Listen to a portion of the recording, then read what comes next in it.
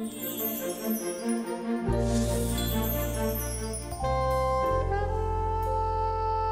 past relationship, you know, we just realized there wasn't a future, but there was companionship there, and, you know, there's certainly a friendship, so, you know. There's still a friendship, and it's not like awkward or anything? Not awkward at all. Do you know how she feels about it? Because she's actually here. Stephanie? Hi, I'm Brian's girlfriend. Oh, jeez. How dramatic, everybody, last night on The Bachelorette. Brian in the hot seat as his girlfriend Stephanie arrives on scene. Carla, Trevor, Katie, go. His face was amazing, by the way. Oh, geez. He was not happy to see her. He knows he's in for it. If he only knew that there was another 45 minutes with Desiree and Chris Harrison as well. But it was amazing. It was very entertaining, that's for sure. Yeah, it was certainly exciting. Yeah. Oh, come on, Trevor. Okay, here's the deal.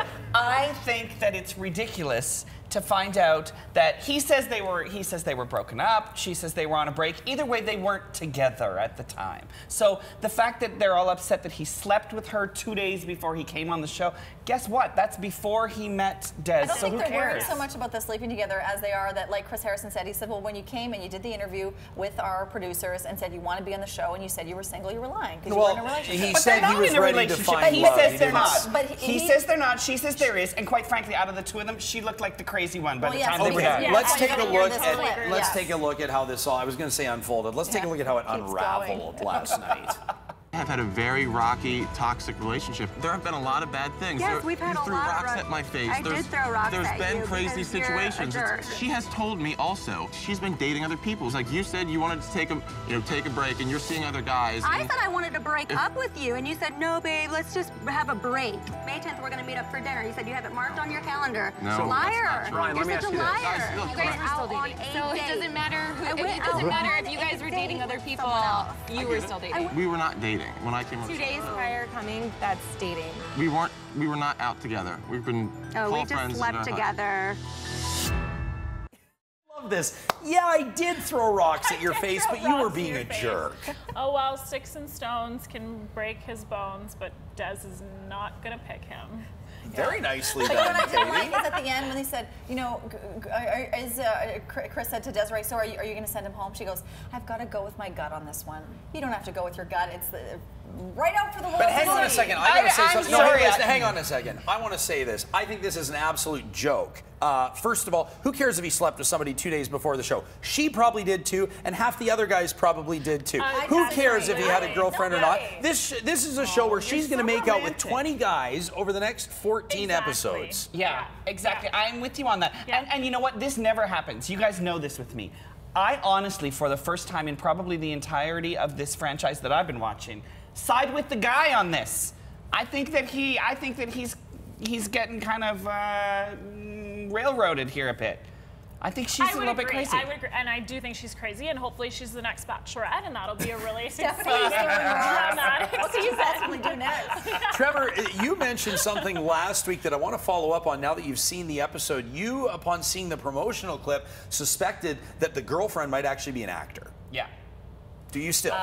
I don't know if she's an actor, but she's certainly been coached on what to say by the time she gets in there. Well, she's a darn good actress, But though, then she too. went off the Yeah. rails. Like she went off the rails. I think she was supposed to come in and make him look really bad, but then they couldn't stop her talking, and then she ended up like kind of looking not so great herself. You know, this is the type of thing, obviously this is going to sting this guy for quite some time, but I got to say, honestly, I think that the producers of the show were in the wrong here, and I think the girlfriend was in the wrong here. I'm actually going to side with Brian on this one as well. Let's talk about Ben last night. An interesting scenario as he makes more and more enemies. Here's what I'm talking about. I was on the side of the house earlier today, and I saw that you were in the Bentley with Des, talking to her. Because then we sat at the pool, and you were talking about you need more time, this and that. I don't want to have the feeling like you're lying to me. So, But the thing is, I talked to her, and I was like, hey, let's let this be a little secret.